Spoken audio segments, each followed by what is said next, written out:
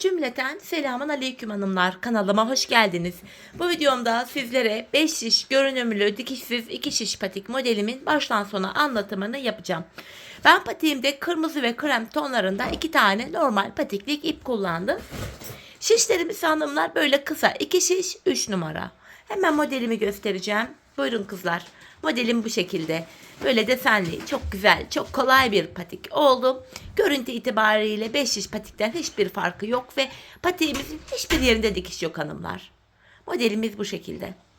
Bu patik benim elimin ölçülerine göre 37, 38 ve 39 numara ayaklar için uyumlu oldu.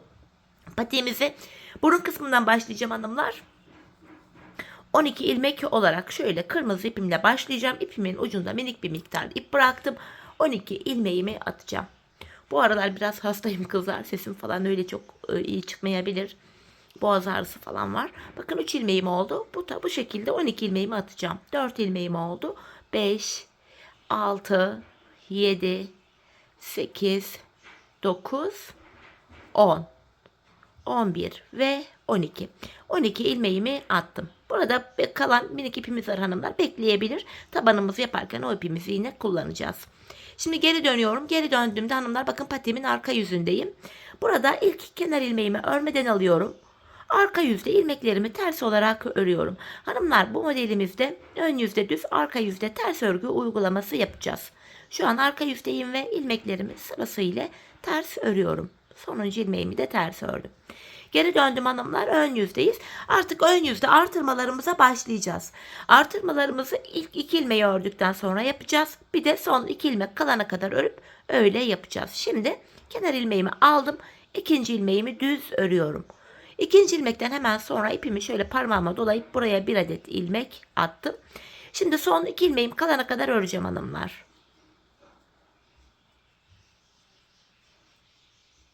Bakın son 2 ilmeğim kaldı. Hemen artırmamı yapıyorum. Kalan 2 ilmeğimi düz örüyorum. Şişimde 14 ilmeğim oldu. Ön yüzde artırmalarımı yaptım. Döndük arka yüzdeyiz. Hanımlar arka yüzde artırma işlemi yapmıyoruz. İlmeklerimizin hepsini ters olarak örüyoruz. Artırma işlemini sadece ön yüzde yapıyoruz.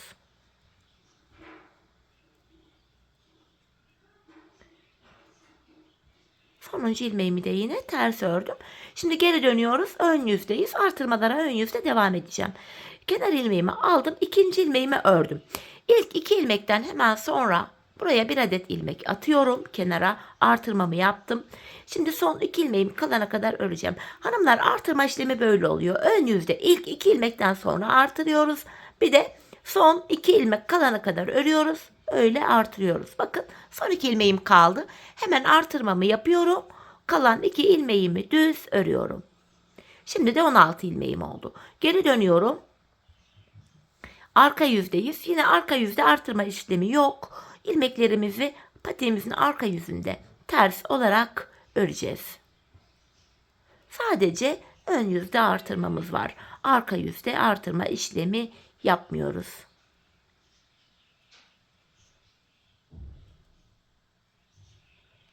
Geri döndük, yeniden ön yüzdeyiz. Artırmalara devam edeceğiz. Kenar ilmeğimi aldım. İkinci ilmeğimi örüyorum. Hemen artırmamı yapıyorum buraya. Son 2 ilmeğim kalana kadar öreceğim hanımlar.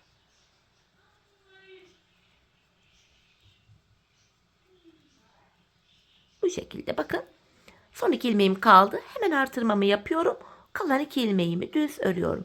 Böylece şişimde 18 ilmeğim oldu. Şimdi geri döneceğiz. Arka yüzde ilmekleri ters öreceğiz. Ön yüzde tekrar artırmalara devam edeceğiz. Hanımlar ben bu patiğimde şişimde 28 ilmeğim olana kadar artırmalarımı yaptım ve sonra modele başladım. Şimdi hep birlikte artırmalarımızı yapalım gelelim. Ardından birlikte modelimize başlayalım. Evet hanımlar ben 28 ilmeğim olana kadar artırmalarımı yaptım. Arka yüzde de 28 ilmeğimi ters ördüm. Ön yüze geldim. Artık artırma yapmayacağız. 28 ilmek üzerinden devam edeceğiz. Şimdi krem ipimi ekleyeceğim artık hanımlar. Artırma yapmadan ilmeklerimi ön yüzde krem ipim ile öreceğim. Hemen şöyle ilk 2 ilmeğimi krem ile öreceğim. Krem ipimin ucunu kendine bağlayacağım. Bakın şöyle sabitliyorum, sağlamlaştırıyorum. Patiğimiz sökülmesin diye. Buraya şöyle 2 tane sıkı bir düğüm attım. İlmeklerimin hepsini hanımlar ön yüzde Sıra sonuna kadar krem ipim ile düz öreceğim. Örerken de şu krem ipimin ucunu gizleyerek götürüyorum. Bakın bir de sonradan böyle gizleme işiyle falan uğraşmıyoruz. Bu şekilde yapınca hepsini düz olarak öreceğim.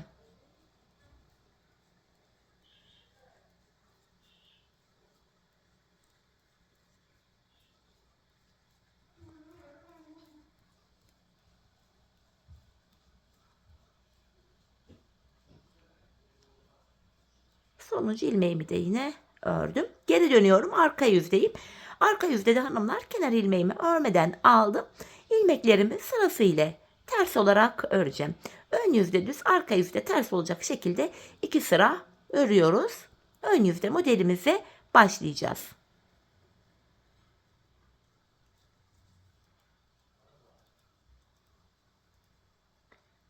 Kırmızı ipimi de kesmedim hanımlar. Model kurarken yine aynı ipimizi kullanacağız çünkü.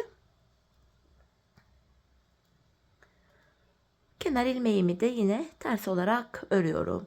Şimdi geri döndük, ön yüzdeyiz. Hanımlar, modelimize başlıyoruz. Modelimizin birinci sırasındayız.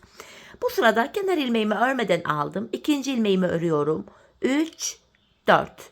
Kenardan 4 ilmeğimi krem ipim ile düz ördüm. Alttan kırmızı ipimi alıyorum. Buraya 2 ilmek kırmızı örüyorum.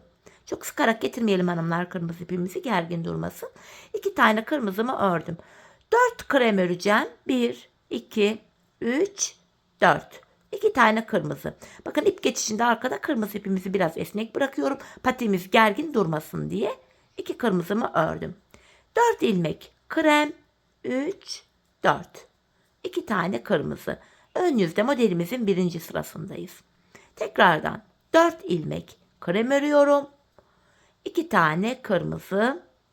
Kalan 4 ilmeğimi de krem ipim ile düz olarak örüyorum. Geri döndük hanımlar. Arka yüzde ve modelimizin ikinci sırasındayız. Krem ilmeklerimi yine krem ipim ile ters olarak örüyorum. 4 kremimi ördüm. Kırmızımı alıyorum. Bu defa hanımlar kırmızı ilmeklerimizi örerken ipimizi şişimize 2 kere dolayarak öreceğiz. Burada maksat ilmeklerimizi büyütmek. Bakın 1 kere doladım, 2 kere doladım. İlmeğimi bu şekilde örüyorum. Burada maksat ilmeklerimizi genişletmek. İkinci kırmızı ilmeğimi de bakın 1 kere doluyorum. Bir daha doladım. Şöyle 2 oldu. Bu şekilde ters ördüm. Krem ipimi alıyorum. Aradaki 4 krem ilmeğimi normal krem ipim ile ters örüyorum. Bakın tekrar kırmızı ilmeklerime geldim. Bakın 1, 2 kere ipimi şişime doladım. Kırmızı ilmeğimi ters ördüm. İkinci kırmızı ilmeğimi de yine aynı şekilde 2 kere dolayarak ters örüyorum. Tekrar krem ipimi aldım. 4 ilmek kremimi ters örüyorum. Yine kırmızı ipimi aldım. Bakın 1, 2 kere dolayarak kırmızı ipimi ters örüyorum. Kırmızı ilmeğimi. Tekrar ikinci kırmızı ilmeğimi de yine ipimi şişime 2 kere dolayarak ters ördüm. Tekrar kremime geçtim. 4 kremimi yine normal ters olarak örüyorum. Sadece kırmızı ilmeklerimizi 2 kere dolayarak örüyoruz. Bakın 1, 2. İkinci kırmızı ilmeğimizi de yine aynı şekilde 2 kere dolayarak ters ördüm. Kırmızımı bıraktım. Kremimi aldım. Kalan 4 ilmeğimi de krem ipim ile ters örüyorum. Ön yüzdeyiz hanımlar. Modelimizde 3. sıradayız. Bu sıramızda da yine kenardaki 4 tane krem ilmeğimi düz örüyorum. Bakın kırmızı ilmeklerimi açıyorum. 2 kırmızı ilmeğimi açtım. Bakın ilmeklerimiz uzadı. İpim arka yüzde, kırmızı ilmeklerimi örmeden alıyorum. 4 kremimi düz örüyorum. 3 ve 4. Tekrar kırmızı ilmeklerimi açıyorum. Aradaki 4 krem ilmeğimi düz olarak örüyorum. Kırmızı ilmeklerimizi açıyoruz. Örmeden sağ şişimizi alıyoruz. Krem ilmeklerimizi düz örüyoruz.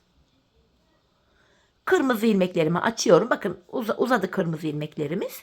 Krem ilmeklerimizi düz örüyoruz hanımlar. Modelimizin ön yüzde 3. sırası da böyleydi. Geri dönüyorum. Arka yüzdeyiz ve modelimizde 4. sıradayız. Bakın kenar ilmeğimi aldım. Yine krem ilmeklerimi ters örüyorum. İpim benden tarafta, yani arka yüzde. Kırmızılarımı örmeden aldım. Kremlerimi ters örüyorum. Bu şekilde. Yine ipim benden tarafta, kırmızı ilmeklerimi örmeden sağ şişimi alıyorum.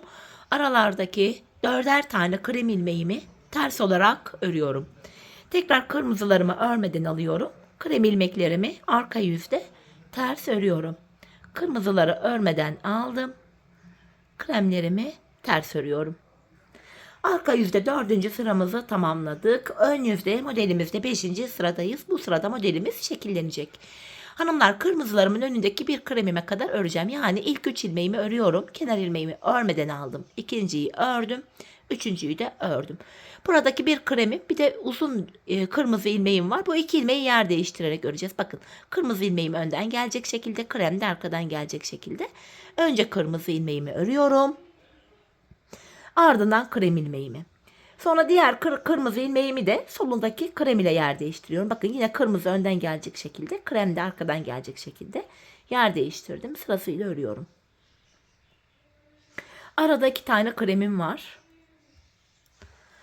Yeniden diğer modelimi yapacağım. Bakın, kırmızı ile hemen sağındaki kremi yer değiştiriyorum. Önce kırmızı, sonra kremimi ördüm. Şimdi de ikinci kırmızı ilmeğimi örüyorum. Krem ile yer değiştirdim. Önce krem, sonra da kırmızı ilmeğimi örüyorum. Bakın, ikinci modelimizi de yaptık. Arada 2 tane krem ilmeğim var. Diğer modelimi yapıyorum. Krem ile kırmızıyı yer değiştireceğim. Yine bakın, kırmızı önden gelecek şekilde, krem de arkadan gelecek şekilde yer değiştirdim. Önce krem ilmeği kırmızı, sonra da krem ilmeğimi örüyorum. Diğer kırmızı ilmeğimi de solundaki krem ile yer değiştirerek ördüm. Arada 2 tane kremim var. Bakın, önce kremimi, kırmızımı, sonra kremimi örüyorum. Bu şekilde sırasıyla sonuncu modelimi de yer değiştirerek ördüm. Kalan 3 ilmeğimi de düz örüyorum. Ön yüzde 5. sıramızı tamamladık. Arka yüzde 6. sıradayız. Modelimizin 6. sırasında hanımlar, yine kenar ilmeğimi örmeden aldım. İlmeklerimin hepsini ters olarak örüyorum. Böylece birinci modelimizi tamamlamış olduk.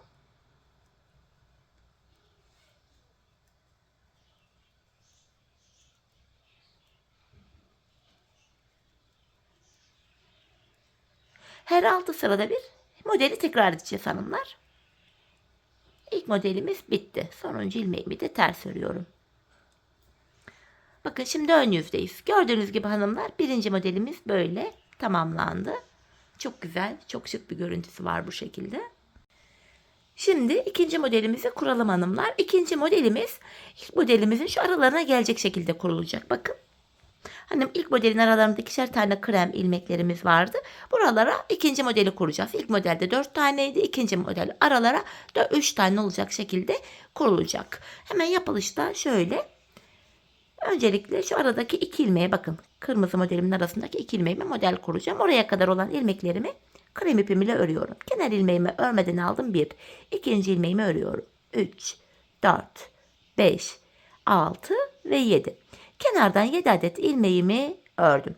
Şimdi arada bu 2 ilmeğim var. 2 ilmeğimi kırmızı ile öreceğim. İkinci modelimin ilk sırası. 2 tane kırmızı örüyorum. Arada 4 kremim var. 1, 2, 3, 4. Yeniden bakın, burada aradaki 2 tane krem ilmeğimi kırmızı olarak örüyorum. Yanında 4 kremim var. 2, 3, 4. 2 tane krem ilmeğimi yine kırmızı olarak örüyorum. Şişimde kalan son 7 ilmeğimi de krem ipimle örüyorum. 3 tane model kurduk hanımlar bu sırada. Geri dönüyorum. Arka yüzdeyim. Modelimde ikinci sırayı yapacağım şimdi. Arka yüzde krem ilmeklerimi normal ters olarak örüyorum. 2 tane kırmızı ilmeğim vardı. Bunları da kırmızı ipimle öreceğim. İpimi şişime 2 kere dolayarak öreceğim. İlmekleri büyütmek için. Bakın, 1, 2. İkinci kırmızı ilmeğimi de yine aynı şekilde bakın 1, 2 kere şişime dolayarak ilmeğimi ters örüyorum. Aradaki 4 tane krem ilmeğimi krem ipim ile ters örüyorum. 3 ve 4.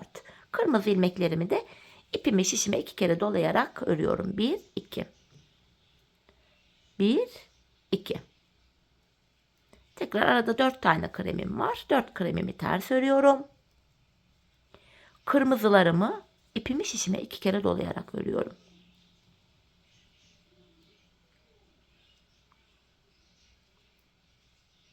Sonra kalan ilmeklerimi de krem ipim ile ters olarak örüyorum.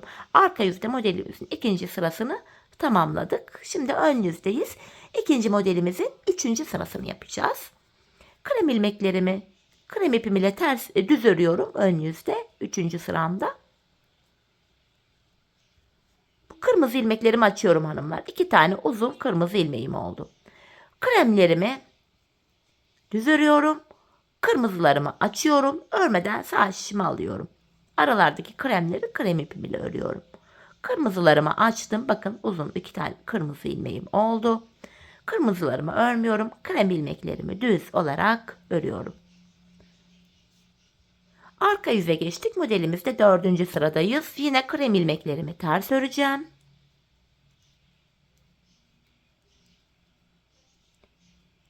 İpim benden tarafta, yani arka yüzde iki kırmızımı örmeden şişimi alıyorum. Aralardaki 4 kremimi ters örüyorum. İpim benden tarafta, kırmızılarımı örmeden sağ şişimi alıyorum. Krem ilmeklerimiz ters örülüyor. Kırmızılarımız örmeden sağ şişe aktarılıyor. Kalan ilmeklerimi de yine krem ipim ile ters örüyorum. Geri döndüm. Ön yüzdeyim hanımlar. Bu aşamada modelimizde 5. sırada ve ön yüzdeyiz. Kırmızımın önündeki bir krem ilmeğime kadar öreceğim hanımlar. Yine yer değiştirme işlemi yaparak modelimizi şekillendireceğiz. Bakın, kırmızımın önündeki bir krem ilmeğime kadar ördüm. Bu krem ile kırmızıyı yer değiştiriyorum. Kırmızı önden gelecek şekilde, krem de arkadan gelecek şekilde yer değiştirdim. İlmeklerimi ördüm. Bu ikinci kırmızı ilmeğimi de solundaki krem ile yer değiştiriyorum. Önemli olan kırmızı ilmekler önden gelecek şekilde, kremler de arkadan gelecek şekilde yer değiştiriyoruz. 2 kremimi ördüm aradaki. Yine diğer modelimi de aynı şekilde örüyorum. Bakın, ilmekleri yer değiştirerek örüyorum. Modelimiz Happy Top'u bu kadar hanımlar. Arada 2 tane kremim var. Ördüm. Son modelimi yapıyorum. Yine kırmızı ile sağındaki kremi yer değiştirdim. İlmeklerimi sırasıyla düz ördüm. İkinci kırmızı ilmeğimi de solundaki krem ile yer değiştirerek düz olarak ördüm hanımlar. Bu şekilde. Bakın. İkinci modelimizi de oluşturduk. Şimdi ikinci modelimizde 6. ve sonuncu sıradayız. İlmeklerimizi 6. sıramızda tamamen ters olarak örüyoruz krem ipimizle. Böylece ikinci modeli de bitirdik.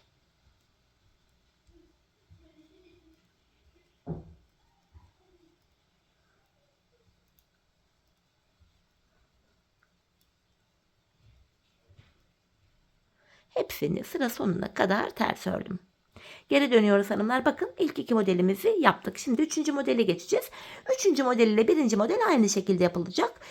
4. model ile 2. modelde yine bakın aynı hizada aynı sayılarla yapılacak. Kafanız karışmasın diye yine 3. modeli de sizlere göstereyim. İlk modeli nasıl yaptıysak 3.'yü de aynı yapıyoruz. Kenar ilmeğimi örmeden aldım. 2. ilmeğimi ördüm. 3, 4. İlk 4 ilmeği ördükten sonra bakın 1. modelle aynı hizadan 2.'yi kuracağım. Kırmızı ipimi alıyorum. 2 tane kırmızımı örüyorum. Her 6 sırada bir dediğim gibi model tekrarı yapıyoruz. Arada 4 kremim var. Tekrardan 2 tane kırmızımı örüyorum. Arada 4 tane kremim var. Yine 2 tane kırmızımı örüyorum. Arada 4 kremim var. Tekrar 2 tane kırmızımı örüyorum. Kalan 4 ilmeğimi de krem ipimle ördüm. Bakın, bu defa yine 4 tane modelimizi kurduk ilk sırada. Arka yüzde yine kremleri ters öreceğiz. Kırmızıları 2 kez dolayarak öreceğiz. 3. 4. 5. 6. sıra diye. Zaten ilk 2 modelimde model kurulumunu detaylı anlattım. Yine bu modeli de ilk modeli izleyerek rahatça yapabilirsiniz hanımlar. En son 4. modeli yaparken de 2. modelin yapım aşamalarını izleyerek, sıralamasını izleyerek kısa gayet kolay kurabilirsiniz. Zaten patiğimin ön bölümüne 4 tane model kurdum. İlk ikisini birlikte kurduk, yaptık. 3. modeli de zaten başlattık. Diğer 2 modeli de hanımlar yapalım gelelim. Sonra birlikte bilek ayrımına geçelim. Evet hanımlar, toplamda 4 tane modelimi tamamladım, geldim. Bakın, patiğimin ön bölümünü bitirdim. Bilek ayrımı yapacağız hanımlar. Bilek ayrımından önce de hemen şu ipimi bakın. Şurada şöyle bir saniye tığımla gizleyeceğim sonunda. Şöyle ipimi keseceğim artık, kırmızı ipimi. Çünkü renkli ipimizle bu aşamada işimiz kalmadı. Bakın, şöyle zincir yöntemiyle böyle düğüm atarak kırmızı ipimin ucunu buraya sıkılayacağım. Patiğimiz sökülmesin diye. Şöyle bakın zincir yöntemiyle şöyle sıkılıyoruz. Gördüğünüz gibi ipimizin ucunda şu aralardan şöyle geçirerek bu şekilde gizleyebiliriz hanımlar. Şu kırmızı aradan şöyle geçirerek bu şekilde. Kırmızı ipimizle şimdilik işimiz kalmadı. Bilek ayrımı yapacağız. Onun öncesinde hanımlar bilek ayrımına hazırlık olsun diye ilmeklerimi ön yüzde düz, arka yüzde ters olacak şekilde 2 sıra öreceğim. Sonra bilek ayrımını yapacağız. Gördüğünüz gibi hepsini örüyorum. Bu şekilde. Düz örgü olduğu için hızlıca örüyorum hanımlar burayı. Bu şekilde. Kenar ilmeğimi de yine sonuncu ilmeğimi ördüm. Geri dönüyorum, arka yüzdeyim. Arka yüzde de ilmeklerimi ters olarak öreceğim. Ön yüzde düz, arka yüzde ters olacak şekilde model bittikten sonra 2 sıra öreceğiz. Ardından da bilek ayrımını yapacağız hanımlar. Ön yüzde.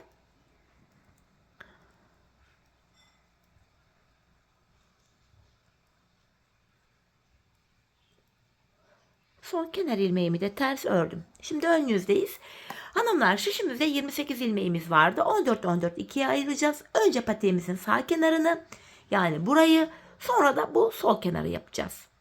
Hanımlar patiğimin şu kenarlarına da bakın bilek bölümlerine 7'şer ilmek haroşa ördüm. Örgümüzün hem ön hem arka yüzünde düz örgü örünce haroşa oluyor. Hem ön hem de arka yüzde ters örgü örünce de haroşa oluyor. Ben örgümün her iki tarafında da düz örgü örerek haroşalarımı elde ediyorum. Şimdi ilk 14 ilmeğimi öreceğim hanımlar. İlk 14 ilmeğimi, kenar ilmeğim 1, 2, 3, 4, 5, 6, 7. Devam ediyorum. 8, 9, 10, 11, 12, 13, 14. ilmeğimi örerken bu bilek ayrım bölümünde öndeki 2 ilmeği yer değiştirerek öreceğim. Bakın şu ikisini yer değiştirdim. Yer değiştirdim. İlk ilmeğimi ördüm. Bilek ayrımında ilmekleri böyle yer değiştiriyoruz. Sebebi şu, bilek ayrımı daha sıkı ve sağlam oluyor.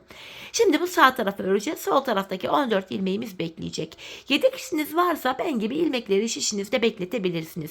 Şişiniz yoksa da ilmeklerin içinden tığ yardımı ile bir ip geçirerek ilmeklerin kaçmasını önleyebilirsiniz hanımlar. Bu sol taraftaki 14 ilmeğin bekleye dursun. Ben geri dönüyorum. Önce sağ kenarımı yapacağım. Diğer şişimi aldım. Kenar ilmeğimi örmeden alıyorum. Kenar ilmeğimle birlikte hanımlar bilek bölümünde ilk 7 ilmeğim haroşa, buraları düz öreceğim. Şu ikinci ilmeğim 3, 4, 5, 6, 7. Bakın kenara bir diş haroşamız oluştu. Kalan 7 ilmeğimi de arka yüzdeyim ters olarak örüyorum. Ön yüzde düz, arka yüzde de ters örüyoruz buraları. Tekrar geri döndük hanımlar. Şu anda ön yüzdeyim. Yine ilk 7 ilmeğimi düz öreceğim. Kenardaki 7 ilmeğimi düz örüyorum. Bakın bilek bölümündeki 7 tane haroşam var. Bu haroşalarımı da hem ön hem arka yüzde düz ördüğüm için düz olarak örüyorum. Tekrar geri döndük. Arka yüzdeyiz. Kenar ilmeğimle birlikte toplam 7 ilmek haroşamı düz öreceğim. Kalan 7 ilmeğimi de arka yüzdeyim ters olarak örüyorum ve sıramı tamamlıyorum. Bu şekilde. Şöyle baktığımız anda burada 2 diş haroşamız oluştu hanımlar. Bakın 2 diş haroşam var. Ben bu patiğimin şu arka bölümüne buraya 14 diş haroşa ördüm. Benim ölçülerime göre tam geldi. Hanımlar ben 14 ördüm diye siz de 14 yapmayın. Ölçün ayağınıza. Şöyle ki patiğinizin burnundan itibaren şöyle, ayağınızın burnundan itibaren şöyle tutun, ölçünüzü alın. Manken ayak plastik kaygan olduğu için böyle kayıyor, tam tutamıyorum. Ayağınıza da tam ölçü alabilirsiniz siz. Bakın şu şekilde bu bölümünü patiğin, ayağınızın, topuğunuzun şu kenarına gelene kadar örmeniz gerekiyor. Ölçü alırken biraz da esneterek alın. Tek rengi olduğu için, bir de şiş işi örgüler esnek olduğu için esneklik payına sahip. Bu nedenle biraz esneterek şöyle ölçünüzü alın. Topuğunuzun kenarına gelene kadar örün. Şimdi hep birlikte patiğimizin bu kenarını ölçülerimize göre örelim gelelim. Sonra birlikte sol kenara başlayalım. Evet hanımlar, sağ kenarıma ördüm geldim. 14 diş haroşam var burada. Krem ipimi hanımlar bu aşamada haroşalı tarafta değil de sağ tarafta bıraktım. Hanımlar yedek şişiniz varsa şişiniz burada bekleyebilir. Benim yedek şişim var ama şişimi bekletmek istemiyorum. Patiğimin tabanını yaparken bu şiş beni rahatsız etmesin diye, tabanımızı rahat öreyim diye şişimi çekiyorum. Buradaki ilmeklerimin içinden tığ yardımıyla bir tane ip geçireceğim. Hanımlar, maksat burada ilmeklerimizin kaçmaması. Bu ilmeklerimizi patiğimizin topuğunu yaparken yine kullanacağız çünkü. Şöyle farklı renkli minik bir ip geçiriyorum. Bu sarı ipimin ucunda şöyle bağlayacağım. Krem ipimi hanımlar kenarda şöyle minik bir miktar bırakıp şöyle kesiyorum. Şimdi sol kenara başlayacağız. Krem ipimi sol kenardan ekleyeceğim. Tam bilek ayrımı yaptığımız bölümden itibaren kremimi ekleyerek sol kenara başlayacağım. Hanımlar, burada da yine bilek bölümündeki ilk 7 ilmeğim haroşa olacak. Hemen ilk 2 ilmeğimi ördükten sonra şöyle ipimin ucunda şöyle kendine bağlayacağım. Burası sökülmesin diye. İlk 7 ilmeğim haroşa düz olarak örüyorum. Bakın şu 4. ilmeğim, şu 5, şu 6, şu da 7. 7 haroşamı düz ördüm. Kalan 7 ilmeğimi de hanımlar, kenardaki 7 ilmeğimi de ön yüzdeyim düz olarak öreceğim. Geri dönüyorum. Arka yüzdeyim. Kenardaki ilk 7 ilmeğimi arka yüzde olduğum için ters öreceğim. Bilek bölümündeki son 7 ilmeğimi de haroşa olduğu için düz öreceğim hanımlar. Diğer sağ kenarımızı nasıl yaptıysak sol kenarda aynı şekilde yapılacak. Bakın son 7 ilmeğim haroşa. Bunları düz örüyorum.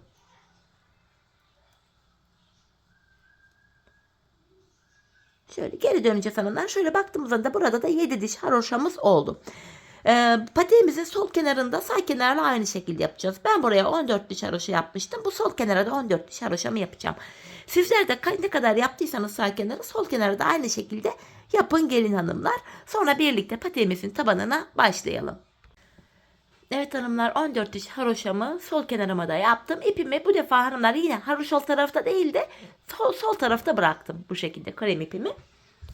Yine buradaki ilmeklerimin içinden tığ yardımıyla ip geçireceğim. Dediğim gibi buraları patiğimizin topuğuna geçtiğimizde kullanacağız. Şişimize takacağız. Topuk yaparken öreceğiz hanımlar. Hemen buradan da yine şöyle minik bir ip geçireceğim. Maksat ilmekler kaçmasın diye. Şöyle ipimin ucunu bağlıyorum. Hanımlar, buradaki krem ipimi de hemen ucunda bir miktar bırakıp şöyle kesiyorum. Bu şekilde patiğimizin üst bölümünü tamamladık hanımlar. Şimdi tabandan başlayarak, burundan başlayarak tabanımıza geçeceğiz. Gene burun bölümünü hanımlar buraya kadar model bütünlüğü olsun diye kırmızı ile öreceğim. Hemen başlangıçtaki bu kırmızı ipimin ucuna başlangıç ipimizi burada. Normal kırmızı ipimi yine bağlıyorum. Şöyle düğüm atıyorum buraya. Patiğimize 12 ilmek başlamıştık hanımlar. 12 ilmek başladığımız yerde ön yüzde yine 12 ilmeğimizi çıkaracağız. Şöyle ilk ilmeğimi hanımlar, bu kenarları biraz sıkı olduğu için şöyle tığ yardımıyla çıkaracağım. Bakın şöyle gelerek tığım ile çıkartıyorum ilmeğimi. Hatta bayağı sık oluyor bu kenarları, o yüzden. Bakın ilmeğimi çıkartıp burada şişime taktım. Sırasıyla hanımlar bu başlangıç yerlerine giriyoruz.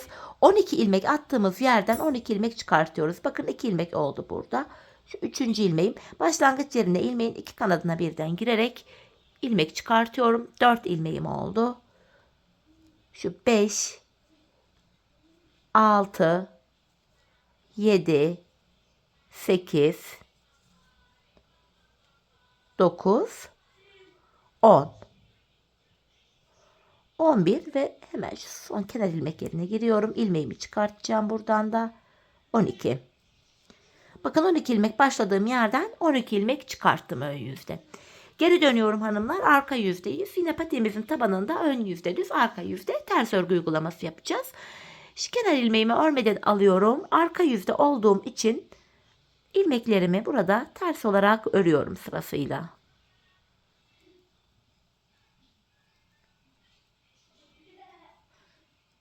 Sonuncu ilmeğimi de yine ters ördüm.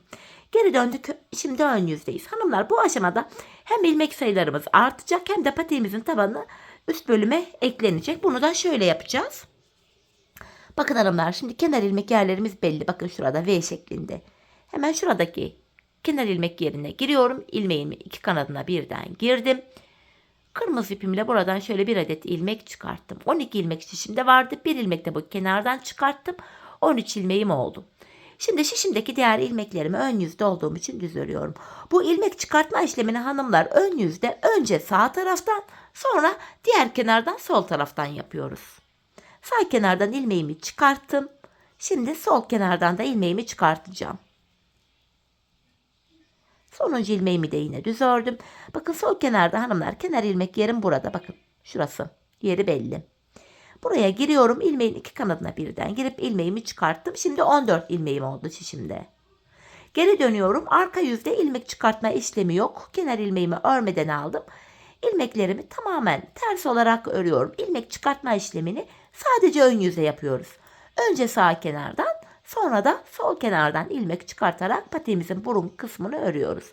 Sonuncu ilmeğimi de yine ters ördüm. Geri dönüyorum, ön yüzdeyim. Yine sıradaki kenar ilmek yerine gireceğim. Bakın aynı yere tekrar girmiyoruz. Bir sonraki kenar ilmek yerim burası. İlmeğin iki kanadına birden girerek ilmek çıkarttım. Şişimde 14 ilmeğim vardı, örüyorum. Bir ilmek çıkarttım, 15 ilmek oldu hanımlar şişimizde. İlmeklerimin hepsini öreceğim. Sonra sol kenardan da ilmek çıkartacağım. 16 ilmek olacak. Sonuncu ilmeğimi de ördüm. Sıradaki kenar ilmek yerim şurası. Buraya giriyorum, ilmeğin iki kanadına birden. Bu şekilde ilmeğimi çıkartıyorum. Geri döndük. Arka yüzdeyim. Arka yüzde hanımlar ilmeklerimi tamamen ters olarak örüyorum.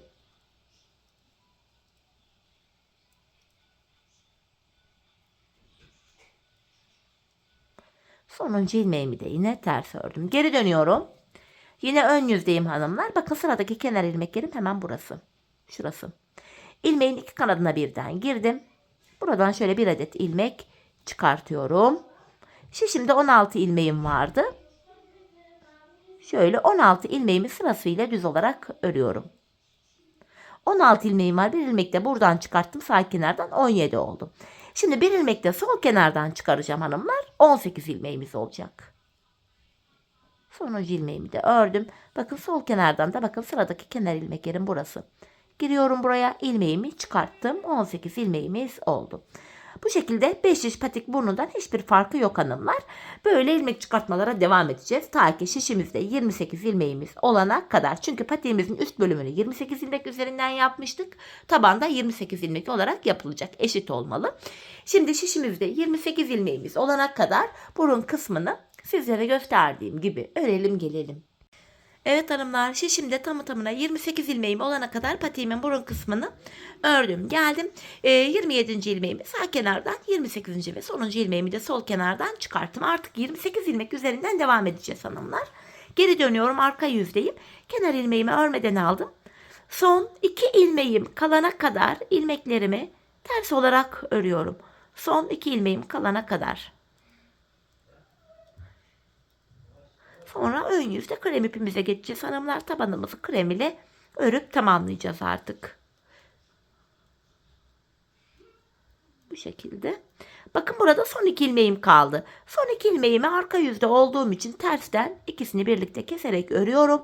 27 ilmeğim kaldı.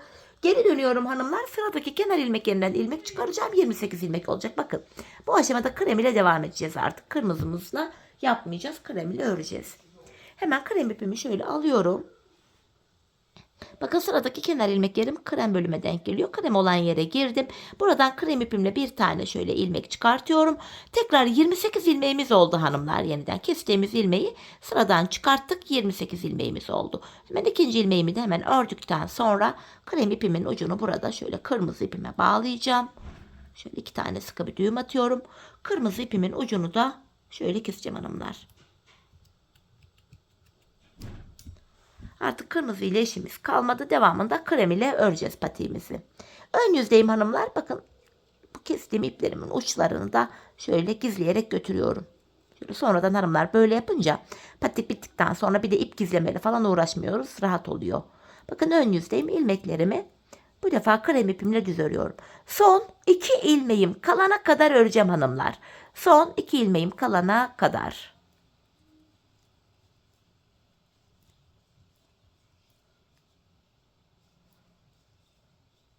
Bakın burada son 2 ilmeğim kaldı. Bu 2 ilmeğimin ikisini birlikte keserek örüyorum. Yeniden kestiğim için 27 ilmeğim kaldı. Sıradaki kenar ilmeklerim, bakın krem olan yere geldim. Krem kenar ilmek yerine girerek ilmeğimi çıkartıyorum. Tekrar 28 ilmeğim oldu. Şimdi geri döndüm. Arka yüzdeyim. İlk ilmeğimi örmeden alıyorum. Arka yüzde olduğum için ilmeklerimi ters örüyorum. Hanımlar, bu patiğimizin devamında yapacağımız işlem artık böyle. Eğer ki arka yüzdeysek son 2 ilmek kalana kadar örüyoruz. Son 2 ilmeği tersten kesiyoruz. Ön yüzdeysek de yine son 2 ilmek kalana kadar düz örüyoruz ve son 2 ilmeği ön yüzde olduğumuz için düzden kesim yapıyoruz ve sıradaki kenar ilmek yerinden ilmek çıkartıyoruz. Bakın son 2 ilmeğim kaldı. İkisini tersten kesiyorum. Yeniden 27 ilmeğim kaldı. Kesim yaptığım için şöyle geri dönüyorum ve sıradaki kenar ilmek yerine girip ilmek çıkartıyorum. Bakın sıradaki yerimiz burası. Hiç aynı yerden tekrar ilmek çıkartmıyoruz ya da kenar ilmek yerine atlayıp bir sonrakine girmiyoruz. Sırasıyla yapıyoruz hanımlar. Bakın sıradaki kenar ilmek yerine girdim. İlmeğimi çıkarttım. Şimdi ön yüzde olduğum için diğer ilmeklerimi yine düz öreceğim. Son 2 ilmek kalana kadar.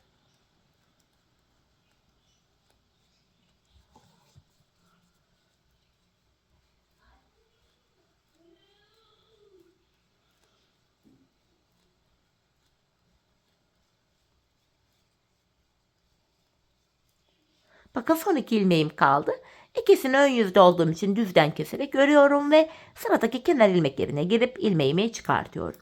Geri dönüyorum, yine arka yüzdeyim. İlk ilmeğimi örmeden alıyorum. Arka yüzde olduğum için ilmeklerimi ters örüyorum. Son 2 ilmek kalana kadar. Patiğimizin tabanı bundan ibaret hanımlar. Bu şekilde patiğimizin tabanı örülecek. Başka yapılacak hiçbir işlem yok.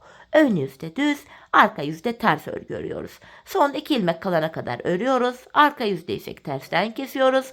Ön yüzdeysek de düzden kesiyoruz ve sıradaki kenar ilmek yerinden ilmek çıkartıyoruz. Bakın son 2 ilmeğimi arka yüzdeyim. Tersten kesiyorum. Geri döndüm. Ön yüzde ilmek çıkartma işlemi yapıyoruz. Sıradaki kenar ilmek yerine girip ilmeğimi çıkartıyorum. Bu şekilde hanımlar. Tabanımız böyle örülecek. Biz bu işleme hanımlar son kenar ilmek yerlerine kadar, bakın buralarda. Son kenar ilmek yerim burada ve burada. Buraya kadar bu şekilde 28 ilmek üzerinden tabanımızı öreceğiz. Şimdi hep birlikte tabanımızı tamamlayalım gelelim hanımlar. Ardından da topuğumuzu birlikte keselim. Evet hanımlar, patiğimin taban bölümünü yaptım ve geldim. Şu anda akşam saatlerinde olduğumuz için ışıktan dolayı renk biraz farklı görünebilir. Oysa aynı patik. Şimdi son kenar ilmek yerlerine kadar ördüm. Önce sağ, sonra da sol kenardan kenar ilmeklerimi çıkarttım. En son burada bu sarı ipime takılı olan 14 ilmeğim vardı. Topuğumuzu yapacağız hanımlar. Bu nedenle buradaki ilmeklerimi şişime alacağım. İpim içindeyken takacağım hanımlar. İpimizi çekip öyle ilmekleri de takabiliriz. Fakat ilmeğim kaçmasın diye böyle garantiye aldım. Video arkasında olaydım eğer kolayca ipi çekiverip takardım ama video esnasında ilmek kaçınca bir sinirim bozuluyor. Saçma sapan video uzuyor diye böyle yapıyorum. Bakın ipimi çektim. Hemen bu ipimin ucunu da şu ipime bağlayacağım, krem ipime, sökülmesin diye. Bu aşamada hanımlar artık geri dönmeyeceğim. Buradaki 14 ilmeğimi öreceğim. Bakın sırasıyla 14 ilmeğimi ön yüzdeyim. Düz olarak örüyorum.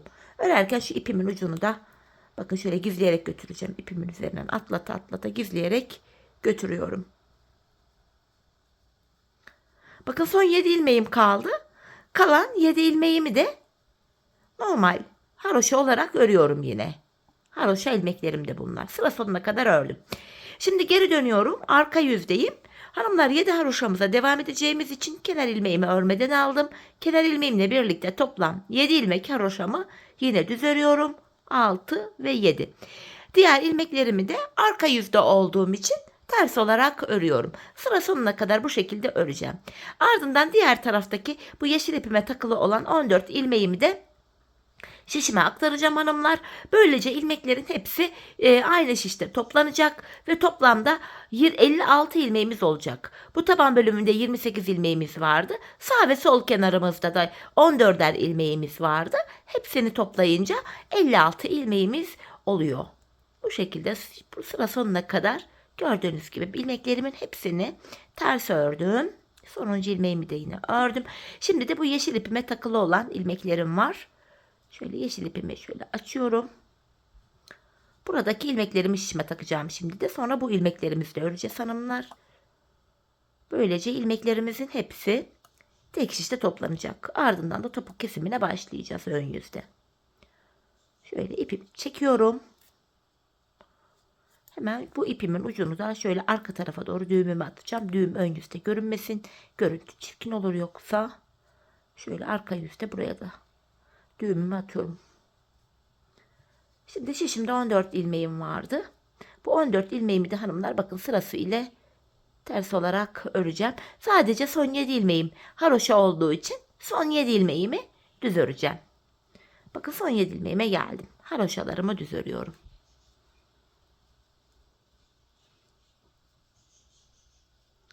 Burada başka renk bir ip karışmış. Onu da aldım. Bu şekilde. Şimdi geri döndük hanımlar. Ön yüzdeyiz. 56 ilmeğimiz var. Topuk kesimini yapacağız. Topuk kesiminde bize kolaylık sağlasın diye hanımlar bu sol tarafa 24 ilmeğimi ayıracağım. 4, 8, 12, 16, 20, 24. Burada yeri belli olsun diye hemen şu renkli ipimi buraya şöyle takıvereyim. Maksat burada hanımlar 24 ilmeğimizi ayırdığımız yer belli olsun diye şurada. Şimdi hanımlar ön yüzdeyiz. Topuk kesimine başlıyoruz ve topuk bölümünde kenardaki 7 ilmek haroşamızı yine haroşa olarak örüyoruz. 7 haroşamı ördüm. Şimdi ilmeklerimi sayarak ve düz olarak örmeye devam edeceğim. 7 haroşamı örmüştüm. 8, 9, 10, 11, 12, 13, 14, 15, hemen şurada da ipimizin ucu vardı gizleyerek götüreyim. 16, 17, 18, 19, 20, 21, 22, 23. İlk 23 ilmeğimi normal düz olarak ördüm hanımlar. 24. ilmeğimi örerken şu öndeki 2 ilmeğin ikisini birlikte keserek örüyorum. İlk kesimimizi yaptık. Zaten bu sol tarafa da 24 ilmek ayırmıştık. Burada da 24. ilmeğimizi örerken kesimimizi yaptık. Topuğumuz için bu orta kısımda işaretli yerden itibaren bu orta kısımda kalan ilmeklerimize bakıyoruz. Burada da 7 ilmeğimiz kaldı. Buradaki 7 ilmeğimiz bitene kadar her defasında kesim yapacağız hanımlar. Bu şekilde topuğumuz oluşacak. Şimdi yapacağımız işlem şu. Kesimimizi yaptıktan sonra geri dönüyoruz. Bakın arka yüzdeyim. Kesim yaptığım bu ilk ilmeğimi örmeden alıyorum. Arka yüzde olduğum için diğer ilmeklerimi ters olarak örüyorum. Sadece kenardaki son 7 ilmeğimi düz öreceğim. Haroşa olduğu için tabii ki. Bakın son 7 ilmeğimdeyim. Düz olarak örüyorum. Sıra sonuna geldim. Geri döndüm. Ön yüzdeyiz ve bir önceki sırada yaptığımız işlemin aynısını yapacağız hanımlar. İlk 23 ilmeğimizi öreceğiz. 24. ilmeğimizi örerken kesim yapacağız. Bakın 7 haroşamı ördüm. Sayarak gidiyorum. 8, 9, 10, 11, 12, 13, 14, 15, 16, 17, 18, 19, 20, 21, 22, 23. ilmeğim. 24. ilmeğimi örerken şu öndeki 2 ilmeği alıyorum. İkisini birlikte keserek örüyorum. 24. de kesim yaptım. İkinci kesimimi gerçekleştirdim. Bir önceki sırada bu arada 7 ilmeğimiz vardı. Şimdi baktığımız anda 6 ilmek kaldı. Yani 1 ilmek eksildi. Şimdi tekrar geri dönüyorum hanımlar. Yapacağımız işlem şu. Arka yüzde ilmekleri yine öreceğiz. Ön yüzde tekrar ilk 23 ilmeği örüp 24.'yü örerken kesim yapacağız. Biz bu kesme işlemini bu işaretli yere kadar bakın 6 ilmeğimiz bitene kadar devam edeceğiz. Böylece patiğimizin topuğu oluşacak. Şimdi hep birlikte buradaki 6 ilmeğimiz bitene kadar patiğimizin topuğunu sizlere tarif ettiğim gibi keselim gelelim. Evet hanımlar bu işaretli yere kadar bakın patiğimin topuğunu sizlere tarif ettiğim gibi ördüm geldim. Hemen bu ipimi de artık çekiyorum.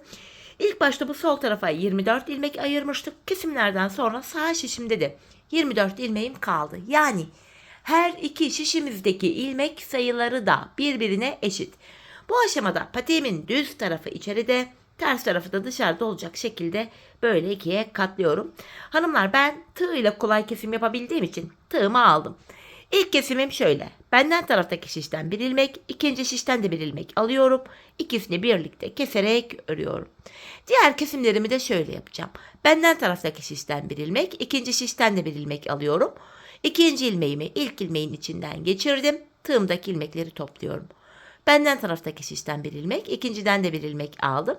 İkinci ilmeği ilkinin içinden geçirdim. Tığımdaki ilmeklerimi topluyorum. Karşılıklı olarak şişlerimizden birer tane ilmek alıyoruz ve ikinci şişten aldığımız ilmeği ilk şişten aldığımız ilmeğin içinden geçiriyoruz. Tığımızdaki ilmeklerimizi topluyoruz. Kesme işlemini bu şekilde gerçekleştiriyoruz hanımlar. Kalan ilmeklerimizi de aynı şekilde keselim gelelim.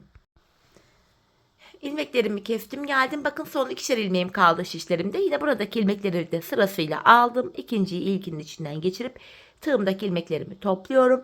Son birer ilmeğim kaldı hanımlar. Bunları da yine aynı şekilde bakın ikinciyi ilkinin içinden geçirdim. Şişlerim boşa çıktı artık ve son iki ilmeğim kaldı tığımda. İkisini kestim.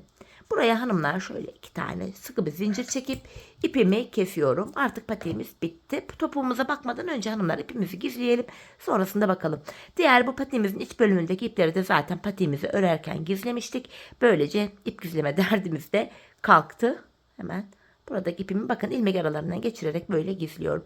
Hemen bakalım topuğumuza. Bakın hanımlar 5 şiş patik topuğundan hiçbir farkı yok. Gayet güzel, şık, sade oldu. Görüntü itibariyle bakın. Patiğimiz 5 diş patik gibi duruyor. Bir de manken ayağımıza giydirelim hanımlar. Patiğimizi ayağımızda görelim. Şekli şemali daha iyi anlaşılır çünkü ayakta. Ayaktaki duruşu nasıl olacak? Bakalım birlikte. Çok güzel bir patik oldu hanımlar. 5 diş patik seven fakat yapamayan hanımlar vardır. Onlar için de iyi bir fikir oldu diye düşünüyorum. Bakın modelimiz şöyle. Gördüğünüz gibi hanımlar çok güzel, çok şık ayağa oturdu. Gördüğünüz gibi bakın topuğumuz, patimizin bu kenarı bakın buralarımızda tüy bulaşmış. Farklı renkli aldık. Hemen sağına soluna şöyle bakalım. Modelimiz buydu. Evet hanımlar yine birlikte güzel bir modelin daha sonuna geldik. Umarım sizlere faydalı, hoş bir video olmuştur. Yeni modellerde, yeni videolarda buluşmak dileğiyle şimdilik hoşça kalın, sağlıcakla kalın.